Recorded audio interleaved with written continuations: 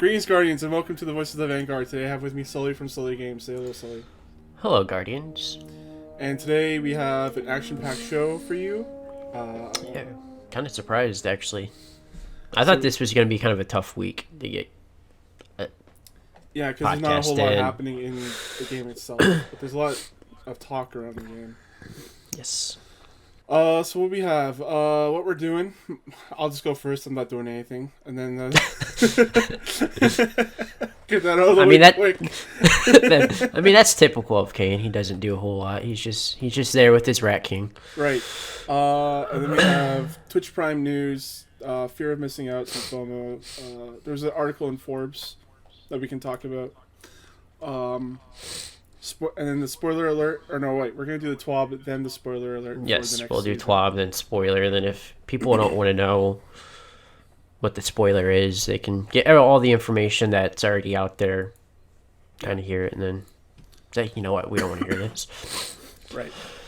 So yeah, again, I'm not doing a whole lot. I just played a couple of comp matches with you and got a few headshot kills, inching very slowly towards the Luna's Howl. Better than not getting any headshot kills. For me, though, I'm still grinding out Crucible. I think my KD is getting so close to being a 1, which is like very proud moment. Because I think at one point, I think my KD was like a 0.8 something. Now it's like a 0.96. Nice. So it's getting there. Played a bunch of Gambit today with JD. I was going to say, speaking of Crucible, you fought someone in Crucible. Ah, yes. Fought the legendary Glad, which was really cool to see. Glad pop. I think the first streamer or I guess, big content creator I've come across in a long time. I think the only other person I know of without, I guess, really, there's probably other people it's come across, but just I don't really know who they are. Was probably last one was Laced Up Lauren, and that was back in D1. But other than that, yeah, just been kind of doing that, kind of helping out the clan with strikes, still doing some raids here and there. I think we got another raid schedule for tomorrow night for a Divinity. So. Yep. Are you playing other games that you'll hear me talk about on the other show? Boo. Boo other games. Yes, boo other The games. other games are cool. Other games are cool. Alright. Sorry, I have the brain of a goldfish. I said what the topics were. We're going to be talking about Twitch Prime. Twitch Prime, alright. Cool. Let's see here. Let's pick up that article here. Alright, It's actually in TWAB. Yeah, it's in TWAB, but the longer version of it is that Twitch Prime rewards and Bungie are teaming up to bring us rewards in Destiny 2. So if you have a Twitch Prime membership, or you can start a free trial for a Twitch Prime membership and link your Bungie account. You can start receiving your 6 monthly gear drops. Each drop will contain 4 rewards, including exotic weapons, ghosts, ships, sparrows, emotes, and weapon ornaments from previous seasons.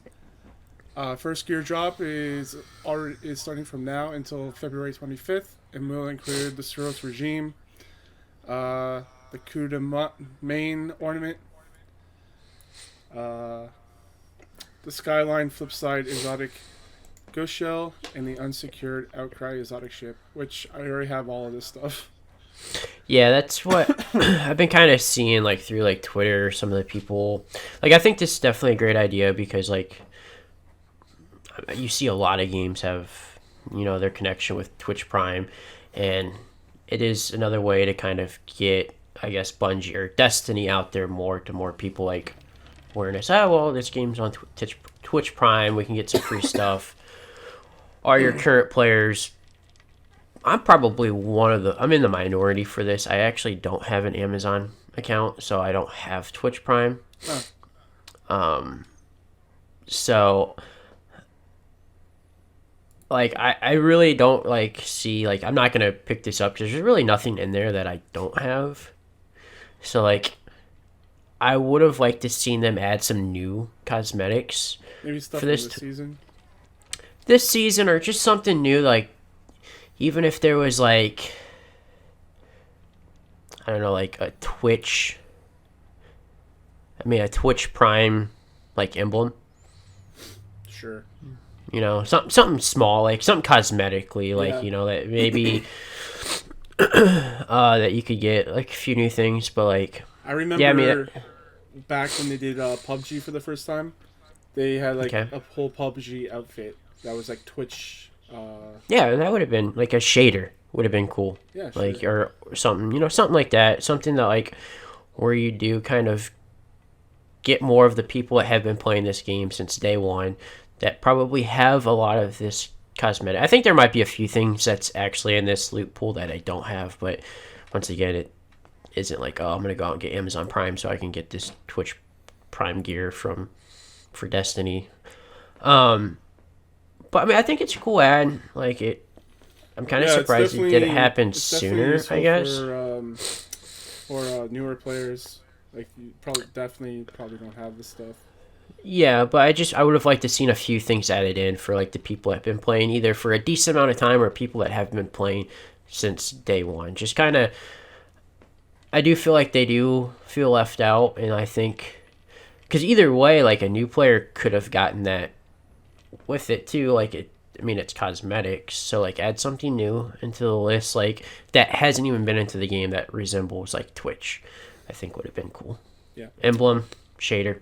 hmm So yeah, once the gear has dropped, you can go to the rewards section of the Twitch Prime site. Claim, follow a visual indicator to Amanda Holiday in the tower. Oh, Amanda getting some more love, huh? Yeah. Eh? Yeah, that's pretty much it. So All right. it'll be interesting to see on how they evolve from this. I'm sure that we'll continue to see some more Twitch Prime stuff happen in the near future after their time runs up with it. Oh, damn it. I have ad block on, so Forbes is not letting me load it on their site. You win this time, Forbes.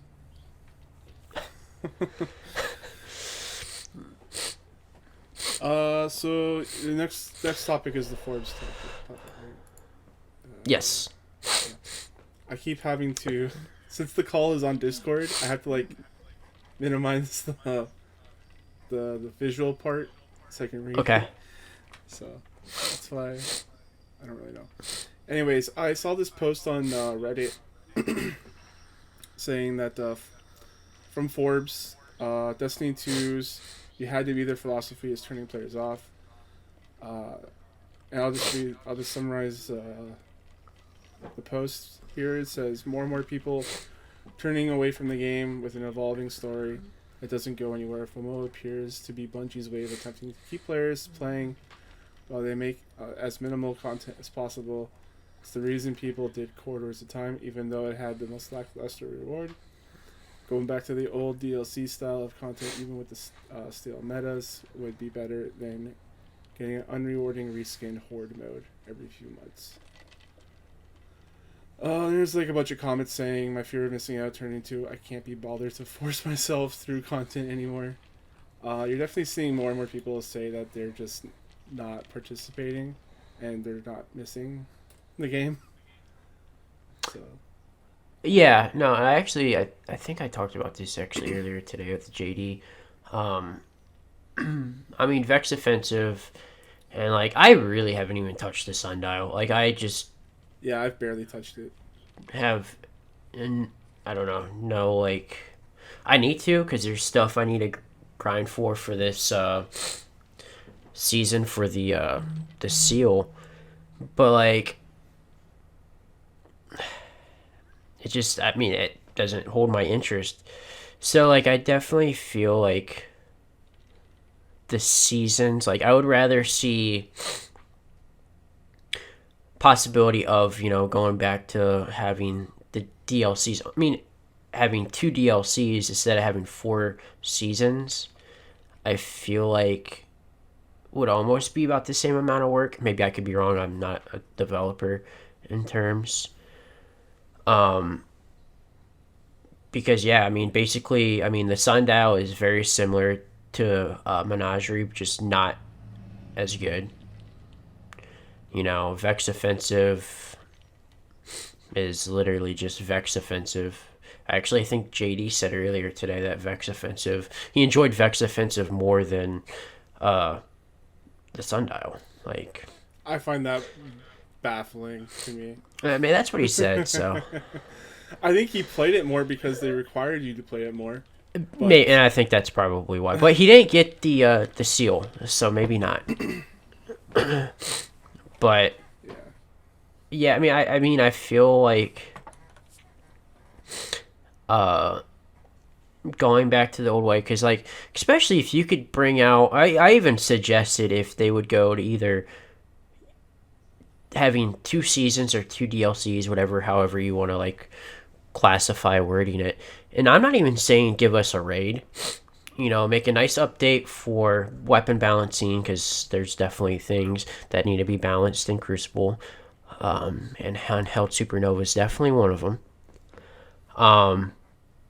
But give us a dungeon. I mean, I really like the dungeons. And I feel like a dungeon would be easier to make than a raid. I could be wrong about that once again. I'm not a developer. But I think you're right though about that. It's less intensive mechanics behind it. But it is an in-game activity. Yeah. And I feel like right now, hardcore players right now are having an issue of logging on just because like the game does feel too easy. Other than we did a 980 Nightfall, and that was god awful. Well, you guys weren't prepared, so... Yeah, I was thinking we were doing 950. It was a whole fiasco. I'm not going to really get into the details about that. Yeah.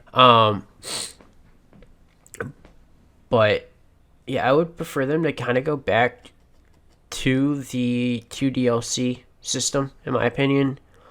Unless they do start answering some of these storylines, because they do have a lot of potential with the seasons. Like, there's so many different stories out there that they haven't finished and wrapped up, where I feel like they could wrap up in 1 to 2 story missions. And I feel like we got 3 story missions with this season with Saint, or has it been 2? Off the top of your head? We had 2. Okay, and I feel like you could wrap up some of these, storylines that haven't been finished up, with the season. So if they would choose to go that route and actually start finishing up stories, then keep the seasons around. But if they're going to keep giving us more stories and not finishing them, give us the DLCs, give us one big update, give everything available at once. And I feel like that would be better than seeing these season passes that we're receiving. Yeah. We're just going to take the example of Quarters of Time because that's the best example we have for the FOMO right now. I guess we have Vex Offensive, but that was out for such a long time and people did everything out of that. And no one is sad to see that thing go. So, but Quarters False. of Time. Quarters of Time. The only things that you could get out of that were basically the stories. So if you're into the lore, you have a reason to run it, or the emblem. Or if you're into the emblems, you go and do it. If you don't care about either of that stuff, you wouldn't care to touch it. It's like, oh, it's going to be here for 2 weeks. I'm not even going to bother with the log. I'm going to run through all these rooms and do all this stuff. Like, when you're going to give people things to do and then the time runs, like, there's a limited amount of time, either people are going to be super pressured into running through that as fast as possible, and then they'll run out of things to do, or they'll see that there's too much stuff to do for them, and they won't even bother to play it. You know what I mean?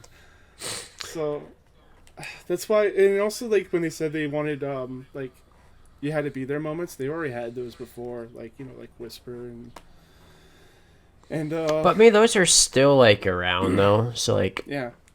I I'm just mean, saying, like, just not.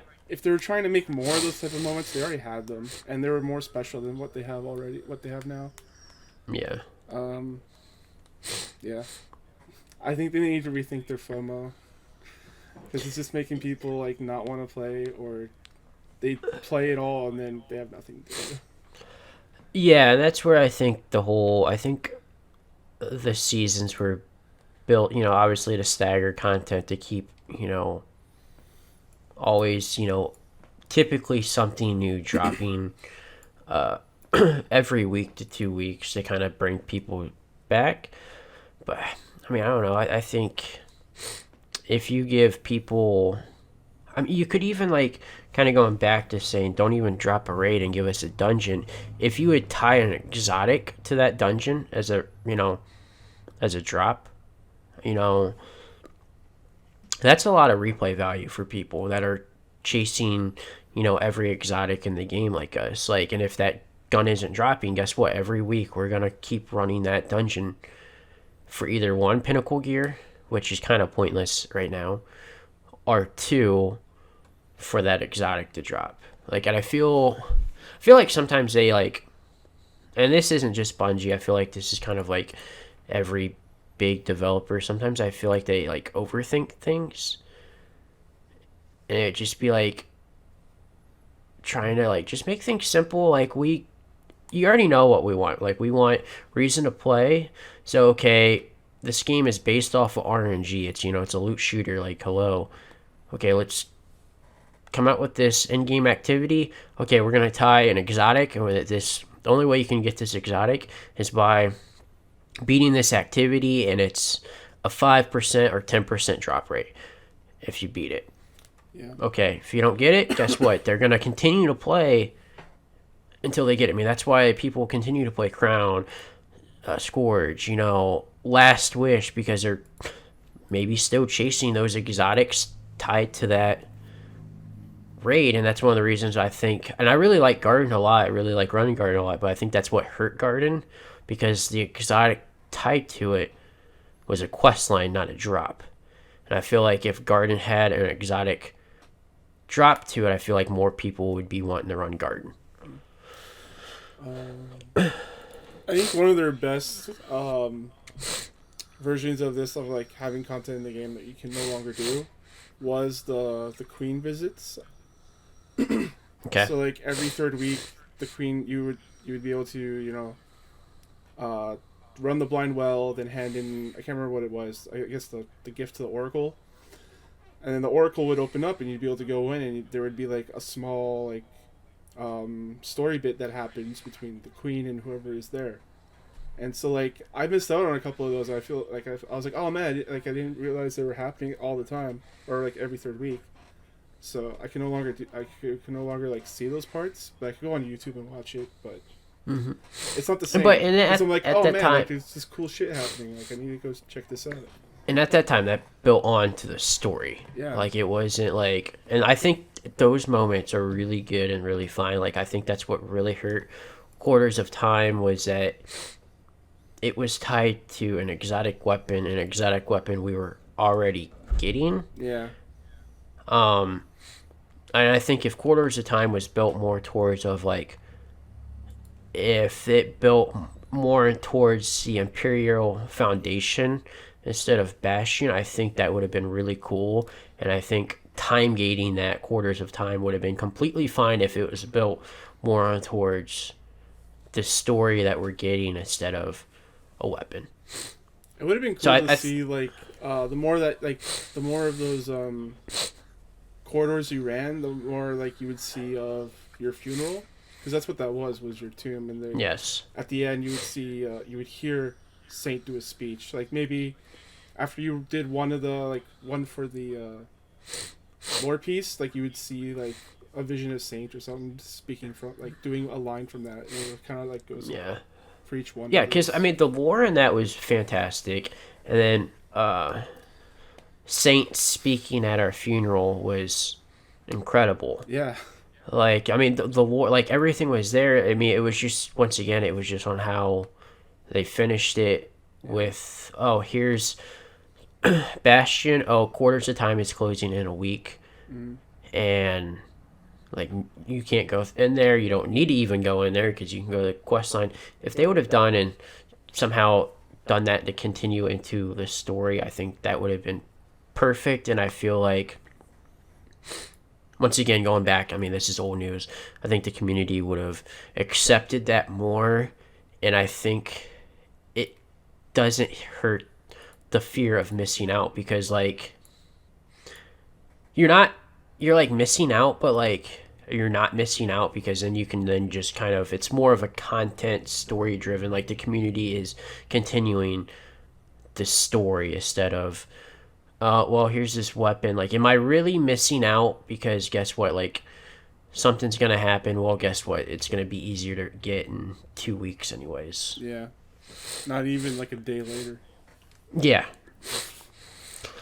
So all right, so that's that. Let's move on into TWAB then. the TWAB. So let me scroll all the way back up. Yeah, so they had the whole debacle with their patch 2.7.1, where it deleted people's resources. They did a rollback within the same day. It took them literally all day. So yeah, don't have to worry about your lost materials. And I was actually on the forums last night, kind of just checking stuff out, and so I don't know if this dude was just kind of like, you know, just being funny, or if this actually happened, but like supposedly, like, I guess he got anarchy shortly after the servers went up. Oh, for real? Yes. This would actually happen because, like, anything that you earned within that time period, they rolled it back so that you wouldn't have it. Yes. So when they did roll it back, it was prior to when he received anarchy, and he doesn't have anarchy anymore. Now, did he run it again? I don't know if he ran it again, and I don't even know if he like truly got anarchy, because there was no screenshot or anything, or if he was just kind of like, oh, you took my anarchy away, like I got it shortly after, type thing. But I mean, if he did get anarchy, that would really suck. That would suck, yeah. Oh, that would be miserable. But yeah, I did see a few people actually say that they lost a few items. Yeah, so which kind of, like, any progress you made towards your quest or any items that you got was rolled back because they had to roll it back. So in my case, I think now, since we've had an issue, because this was the first time ever this has ever happened in Destiny's lifespan, and Destiny's been around for 6 years now. When they do a backup like this, servers should automatically go down, because I don't know if they can do a backup, like, and how long like that takes, or like on that process. But I think once they start to back up the servers, they need to close servers down until their hotfix goes live, just so that they prevent any of this happening again. Because if people did truly lose like anarchy and any other things, like, completely prevents, because like somebody, all right, well, Destiny's going down, okay, some, you know, normal person, okay, servers are back up, like, they're not gonna really think like that an issue's gonna, nobody's gonna really think as a player an issue's gonna happen. Yeah. Okay, well, let me hop into this raid, I got some free time, okay, boom, I get this exotic. Next thing you know, there's a bug going around, servers go down for maintenance, and you log on, and now that gun is gone. Like, I think from here on out, I think they need, when they do their backup servers, they need to shut down the game servers until their hotfix is in, and they can boot up the servers again. All right. So next up on the TWAB is the Imperium Foundation. So next week, the Imperium Foundation rebuild effort begins. St. 14 will ask Guardians to contribute to building a beacon that will be the foundation for things to come next season. The Tower Obelisk will be the focal point of this event, so make sure you have unlocked it and ready to go, as it's going to have some hefty benefits to take advantage of. Players will need to come together and contribute to resources towards a common goal. To participate, players can donate the fractal line using the tower obelisk.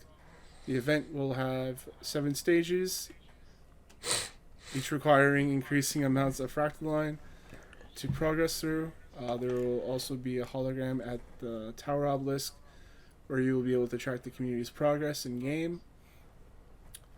I need to charge my headset, so you take over. No, you're good. Oh, wait up. I'm checking something out. Oh, Jesus. I'm back. Oh, okay. I was just keep going. I was later on. I was seeing something. Yeah, no worries. Go on. So of course we aren't going to ask you to fork over your hard-earned fractal line without providing some benefits. So here's what's in store for you. Contributing to the Imperium Foundation costs 100 polarized fractal line. Contributing generates a 25% flat progression to all time lost weapon bounties in your inventory. So if you're gonna do this, get your time lost bounties from the obelisk. Yes. So your tower obelisk will generate fractal line for you each week, equivalent to its resonance power. So if you powered it up, I guess whatever power level it's at, it'll give you. Yeah, we'll have to 11. see probably more details. Increase its resonance power by upgrading other obelisks. Increase players who donate more than 5,000 fractal line for the season will earn a triumph and an emblem. Emblem looks pretty Which is good. really cool. Yeah. Yeah, no, I think this is pretty cool. And it was really cool to kind of get some clarification on what has been going around. Because, I mean, everybody in our clan, we're talking about how much fractal line you have. Are we close to 5,000? Are we gonna need the 5? Oh, shit. What? Why is he unmuted? What? Oh, my bad. I had Twitch up and Oh. Nick started screaming. And so it was really nice to see, kind of get a clarification on what we would really need. Like $100 or 100 fractal line is really all you need, but if you want the triumph and the emblem, here's 5,000. So it's nice to see everything is available at just donating 100. Well, I mean, Now the real thing is coming up later on, but go on. yeah, I think everyone wanted the emblem for the seal, so that's why we're talking about the 5,000. Yeah. But I was just kind of like, I think you just contribute 100, you get 25% progression. That's what that means. yeah, because I know there's a few people that have said, like, if it's just the triumph, I'm not even gonna worry about trying to grind for 5,000, because not everyone is like some of us in the clan that want the seals, that want the triumph score, So, but it was kind of nice to get some clarification on what is going to be happening. But the really cool thing is what we're about to be really talking about, and I have said in last week's episode is I want to see more community events, and I really love that they're making this a community event. So everyone in the community will also receive a shader when all stages are complete. Here's a look at the community goals for the 7 stages. So they only list off 3 stages, and the other 4 are question marks. So stage 1, we need 400 million fractal line. Jesus. Stage 2, we need 700 million fractal line. And stage 3, we need 1.2 billion fractal line. Oh my god. So dude. That's I'm only gonna. 3 stages. Yes, and that's only 3 stages. And I kind of fucked this up. So if we would all donate 5,000 fractal line, we would need 240,000 guardians to donate 5,000 fractal line to be able to just finish stage 3. Oh, I think that's more than possible. So, I completely agree with you. Now, what's stage 4, 5, and 6, and 7 going to be? Yeah. Who knows? I hope it is something kind of challenging, because I do feel like the Mars community event, when they did that shortly before Shadowkeep launched, we absolutely demolished that. But it was their first community event. It was really cool. It was cool to see them. And I think they took one of the biggest feedbacks from the first community event was we had no way of telling the progress of the community event. Well, this time we will be able to see it in the tower. It will be keeping track. And it also says here everyone is welcome to contribute. This event will be available to all Destiny 2 players and doesn't require the season pass. You can start prepping this week by stockpiling the factor line and making sure that your tower obelisk is powered up and ready to go. Yep. Yeah. So I think if they're going to do more community events like this, it should be free.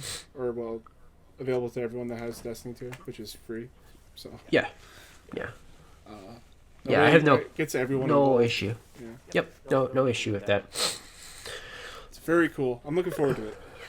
I am too. And especially since they kind of made it, and I was kind of thinking that they were going to make this a community event, because once we started kind of hearing some of the rumors, as we'll kind of get into some spoiler territory after TWAB, that I was hoping that kind of this was going to be a community event. It was really cool to see that they made this a community event. So continuing the TWAB, we have Guardian giveaways this week. Bungie Store is celebrating Guardians everywhere with a giveaway featuring curated collections of Destiny gear, including the sold out Shadowkeep Collector's Edition, signed by the Bungie team for a limited time. A variety of discounted merchandise bundles are available at the Bungie Store. In the photo, they show off some grimoire, coloring book, a child's book. Yeah. D is for Destiny. Mm-hmm. So to enter, follow Bungie Store on Twitter, retweet current giveaway post, and add hashtag Guardian Giveaways. The contest ends February 4th. And entries from the EU, UK, USA, and CN. I don't know if that's... Is that China? Can't be Canada because Canada is CA. Yeah, I'm going to guess it's probably China. See rules for excluded provinces and states. Maybe it is Canada because... actually, no, they have provinces in other places. Okay. Anyways, 18 plus to enter. See official rules. And the S is not hyperlinked, which is funny to me. Yeah, that's kind of weird. I was like scrolled up. I was like, oh, that is kind of odd. They still have the pre-orders for the Guardians for Australia t-shirts. So go ahead and do that if you want to help with the cause. I haven't done that yet. I've been debating on if I want to. I might look into that. That shirt's really cool looking, and it's also going to a really good cause. So. Yeah. So, getting into the patch notes, they talk about more about the rollback. Any progress or quests that completed between 8:30 and 10:30 a.m. Pacific would have to be redone. And yeah, they're talking about what we just talked about with you have to get your items back if you earn an item. Purchases made during the time frame would have to be redone. Silver spent would be restored.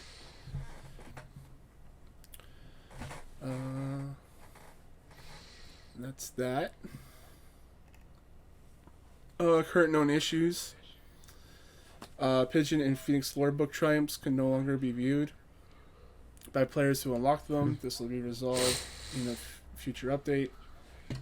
Tower load times have increased after the update, which I've noticed. Well, yeah, it was just funny because I ended stream earlier today, and I hopped into somebody's stream, and this person's on PC, and I mean, it was I haven't really, I guess, noticed because I'm always just messing around in my inventory looking at my character because my Warlock looks beautiful. And I watch TV or movies while I play. Yeah, you do. But yeah, they were kind of like, what's going on with these load times like right now? And I guess that explains. Mm-hmm. The Green with Envy quest is not properly recording infamy rank for some players. Rip. Hopefully that's not me. If you had every single one of these issues with this quest, I'd feel bad for you. It's like every week there's like a new issue with this. Yes. And then so that's that. There's a couple movies of the week. There's one here, despite all my rage, 6 Rat King Iron Banner, which is fun. Oh, you Kane. That has Kane written all over it. Mm-hmm. Yeah, Cosmo is out visiting family in Texas and Oklahoma next week. But he's going to be playing on Google Stadia, and he'll be the only one. Rip. Kind of off topic, I mean, because I know you kind of follow a little bit more video game news than I do, but like, has there been really any talks about Stadia? Like, does anybody use it? There's just like talks constantly about how few the numbers are. I mean, sorry to kind of go off topic, guys, but yeah, I mean, when they announced this thing, I was just kind of like,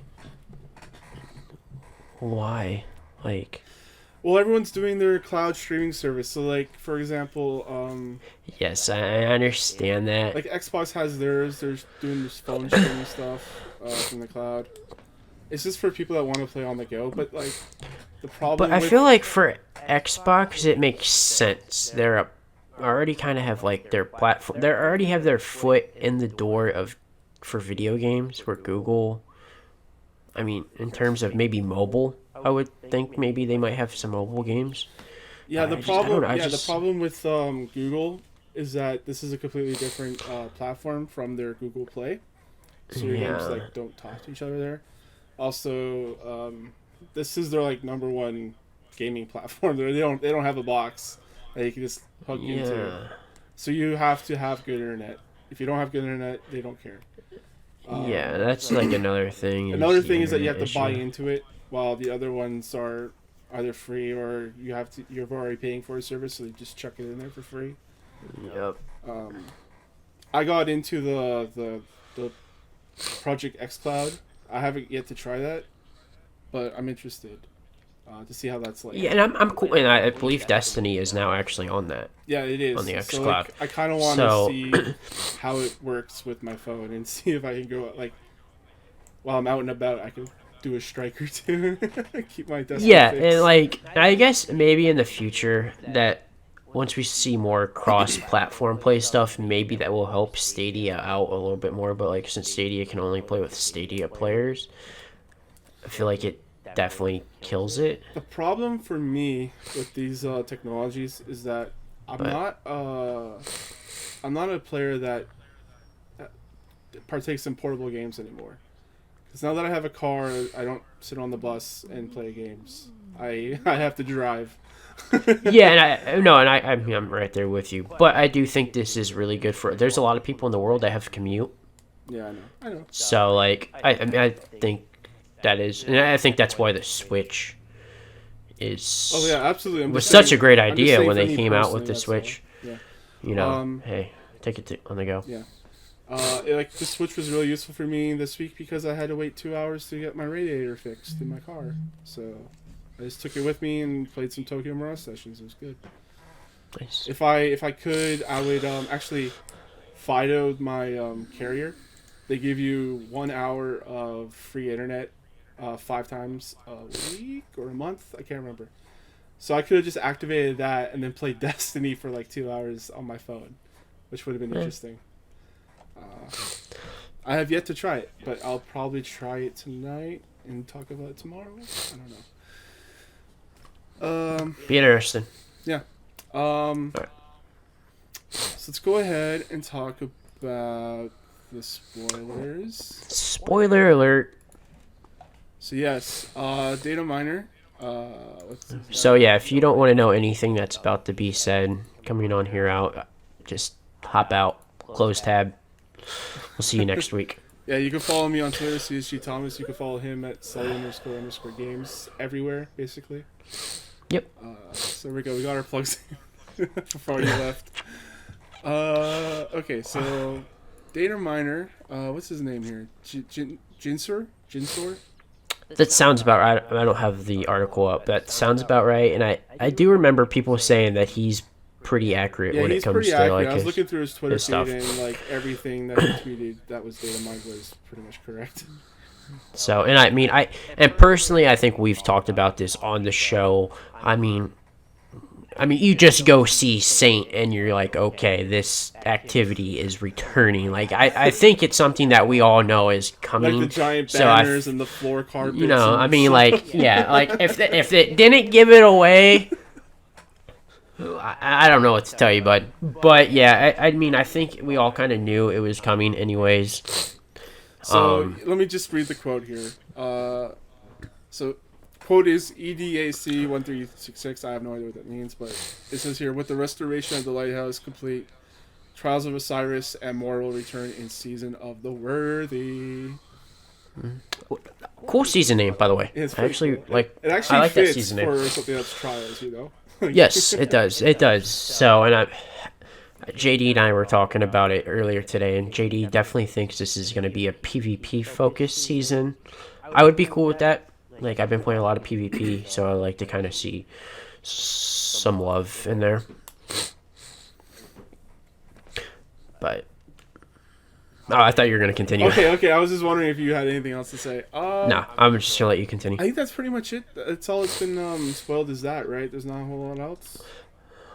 Not that I know of, yeah. I mean, there might be some other articles out there that I haven't really paid. I even went on Reddit and didn't really see anything last night. So, yeah, this is probably going to be PvP focused. I don't imagine it'll be strictly PvP. There should be some PvE stuff for everyone to enjoy. But yeah, I don't know what the hell this would be. This would be... The Lighthouse is returning. So you have that. Which I feel like the Empyrean Foundation, like we're putting this fractal line This beacon. all together. Yeah. Yes, and this beacon, this is what's going to basically build, trials, or it's going to Are we building the Lighthouse? Yeah, or bring Osiris to us or something. Like, I don't know. But somehow this is definitely going to tie in to next season, which is really cool because I felt like they didn't really end Season of the Undying too well to go like into, I guess. The connection I mean, was they there, did, but it was very tenuous. Yeah, it was. It was just like you can tell this was something new for Bungie, and so I want to see on how like this translates into the next season. So since this is going to be in the next season, do you think this is going to be behind a paywall, Trials? See, I think they would have to. Yeah. I think you can't afford to go free to play with Trials, especially with on PC with a lot of the issues they're having with hackers. I mean, they're obviously still going to have hacking issues, DDoSing. Yeah, because this is people will just pay the $10 and then hack. Yeah, but I think sometimes for people, like, they won't spend the $10, like, they'll just keep hacking just in normal Crucible and comp and whatnot. So, but yeah, that is something where, like, it's going to be interesting. Like, everybody really complains about that PvP isn't, like, in terms of meta, isn't necessarily there for Trials.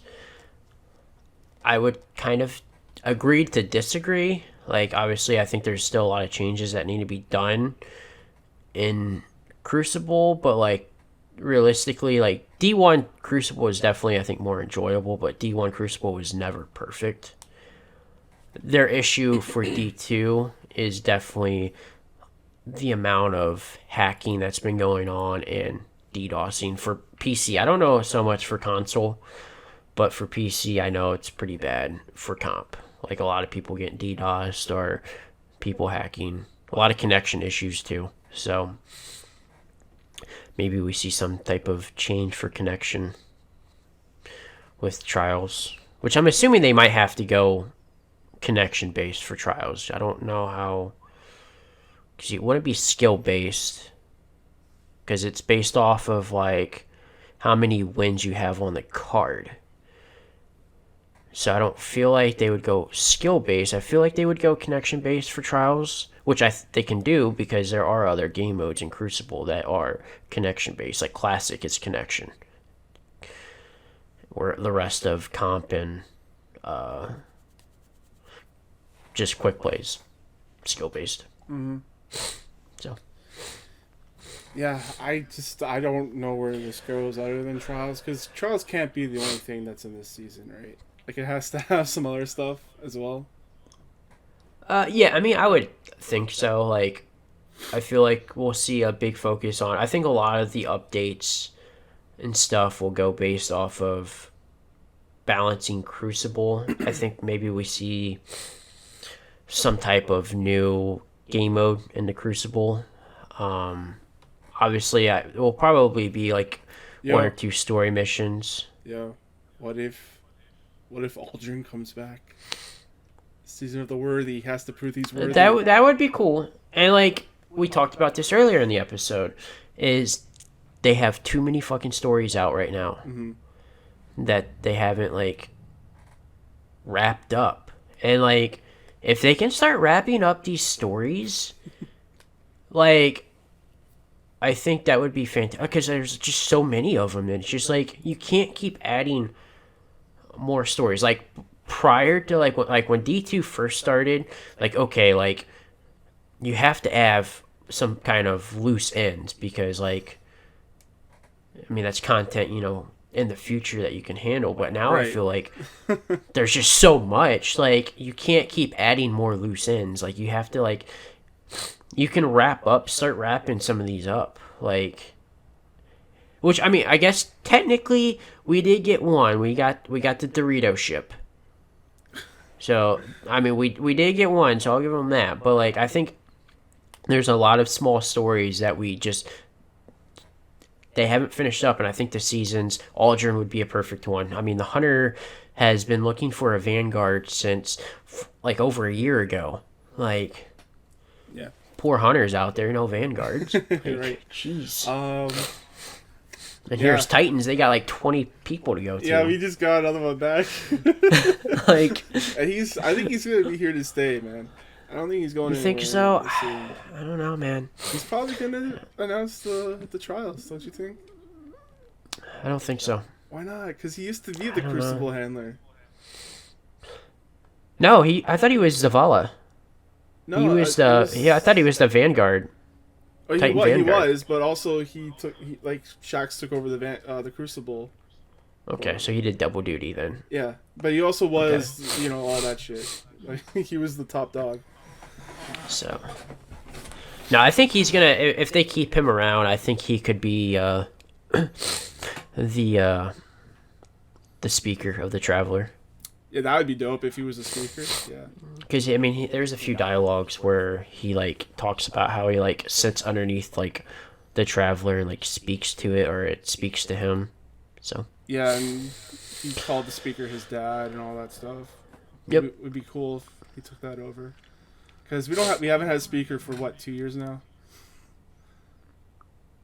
Yeah. So. Well, have they actually confirmed that he's dead? Yeah. Did they confirm that he's dead? There's a piece that you can scan in there and like, oh, he's dead. There might be a new one sometime soon.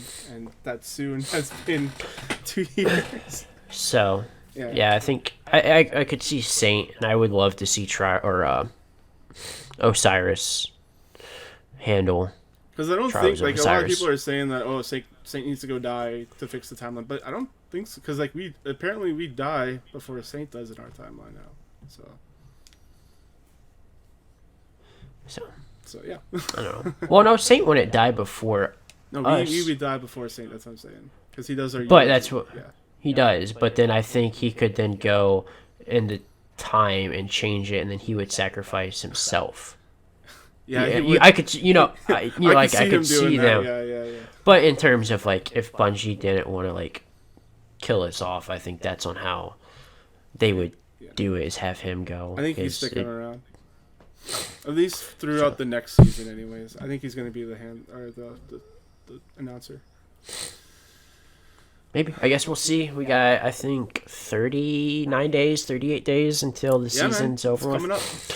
So, January's grind out your stuff. I need a Gambit.